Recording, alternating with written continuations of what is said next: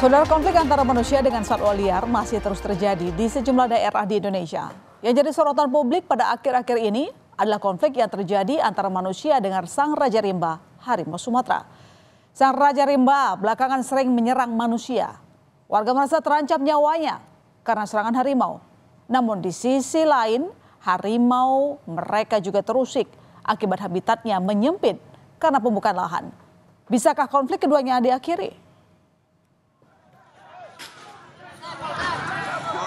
Kantor PPA. Api yang membakar gedung Balai Perlindungan dan Pelestarian Alam Taman Nasional Bukit Barisan Selatan di Lampung Barat ini adalah luapan kemarahan dari warga Bandar Negeri Suoh.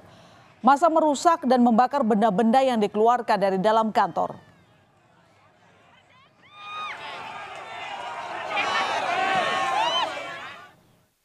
Mereka geram lantaran harimau kembali menyerang seorang warga Kecamatan Suoh. Apalagi sebelumnya ada 2 warga lain yang tewas akibat serangan harimau pada 8 dan 22 Februari.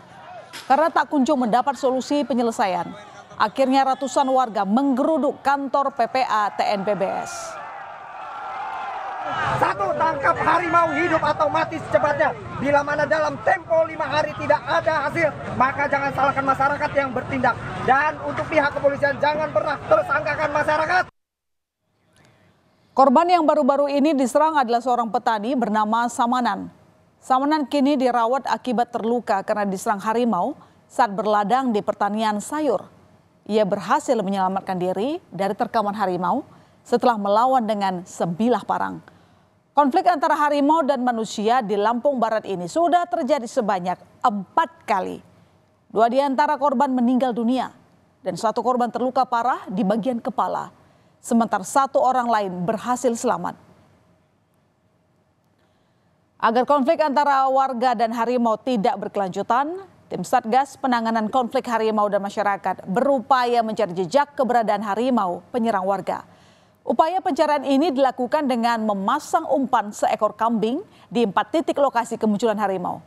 Tak hanya mencari harimau, terkait kerusakan hingga pembakaran kantor Resort Pulhot, Suoh Pekon, Gunung Ratu.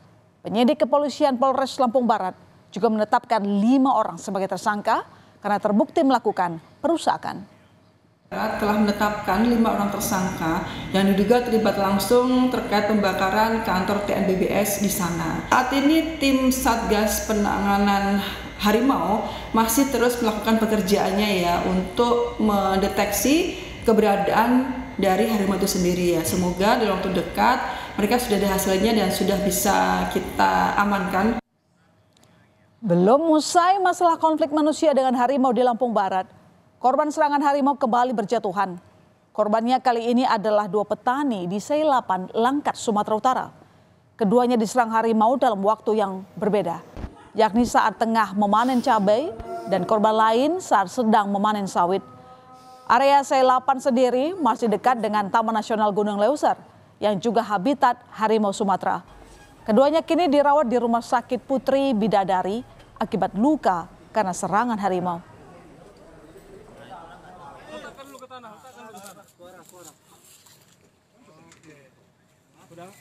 Mencegah peristiwa berulang, warga didampingi petugas dari Balai Konservasi Sumber Daya Alam serta dari Balai Konservasi Taman Nasional Gunung Leuser berupaya menangkap harimau penyerang warga.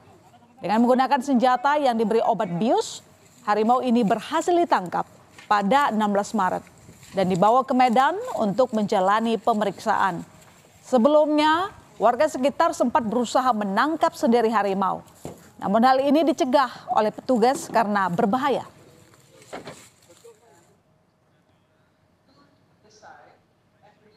Usut punya usut, terungkap fakta. Jika harimau yang melakukan penyerangan pada 2 warga di Langkat ternyata adalah salah satu harimau Sumatera betina bernama Beru Situtung yang baru dilepas liarkan oleh Menteri Lingkungan dan Kehutanan pada 6 Maret lalu di Taman Nasional Gunung Leuser, Langkat. Hal ini terungkap dari kalung khusus yang berada di leher harimau. Diduga harimau ini sedang masa adaptasi dengan habitatnya yang ternyata berdekatan dengan kebun warga.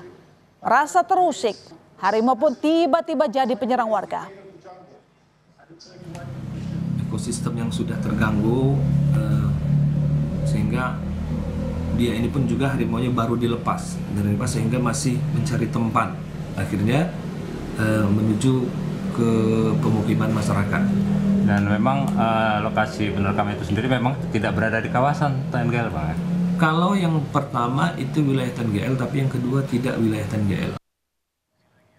Jika konflik manusia dengan harimau Sumatera di Lampung dan Langkat Sumatera Utara terjadi di area di luar pemukiman, beda halnya dengan kasus di Riau. Harimau Sumatera justru masuk ke area pemukiman warga.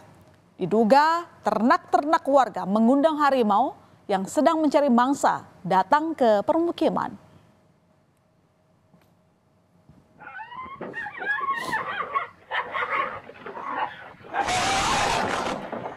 Dua ekor harimau Sumatera ini menggemparkan warga. Harimau ini terekam kamera pengawas atau CCTV masuk ke kamp pekerja sawit di Desa Mungkal, Kabupaten Siak, Riau. Dua harimau ini terlihat tengah mengintai mangsanya, saudara. Warga yang mengetahui sempat menghalau dengan nyala senter. Namun harimau ini tak terganggu dan dengan cepat memangsa anjing peliharaan warga.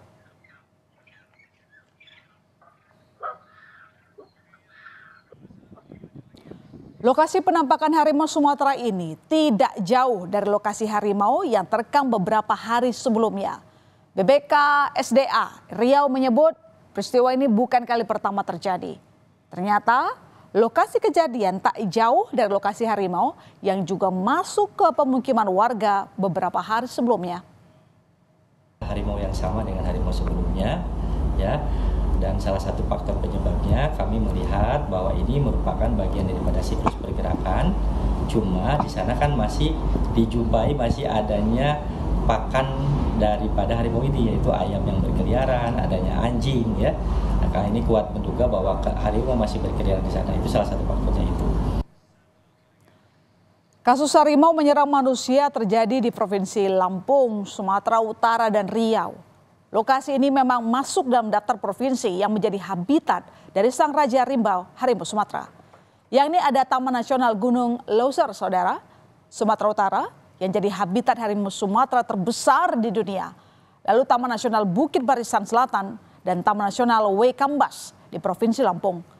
Serta Taman Nasional Teso Nilo di Riau. Karena aktivitas pembukaan lahan yang masif, lokasi-lokasi ini sekarang jadi beririsan dengan aktivitas manusia. Harimau yang lebih menyukai daerah yang minim interaksi dengan manusia pun jadi terusik. Alhasil, konflik antara manusia dan harimau jadi kerap terjadi akibat kompetisi habitat dan sama-sama merasa terancam. Padahal harimau Sumatera adalah satwa yang sangat terancam punah. Data terakhir, jumlah populasi harimau Sumatera saat ini kurang dari 600 ekor.